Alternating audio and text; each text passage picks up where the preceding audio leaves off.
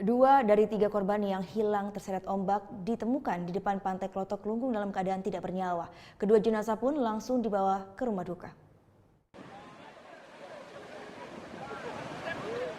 Selasa sore, 2 dari 3 korban yang hilang terseret ombak di Pantai Klotok Kelungkung berhasil ditemukan. 2 korban tersebut ditemukan mengambang persis di depan Pura Klotok dalam keadaan tidak bernyawa. Petugas dari Basarnas dan Polair mengidentifikasi 2 korban dan membawanya ke Pantai Kampung Kusambak Kelungkung.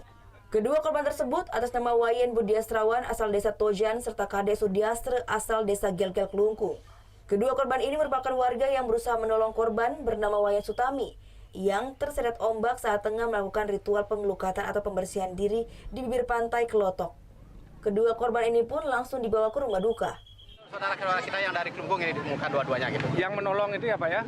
Hah? Yang menolong, yang berusaha menolong. Ini ditemukan di sebelah mana? Di sekitar Pura Batu Klotok tadi. Sebegitu warga kita mengadukan upacara, mayat langsung muncul dua-duanya.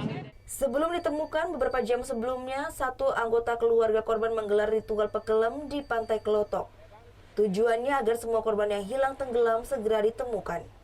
Sementara itu, satu jenazah juga ditemukan di kawasan Pantai Sanur dan Pasar.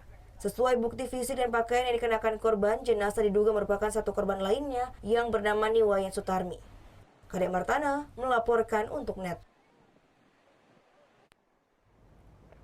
Oh yang beneran? Iya, oke. Tapi gue pernah.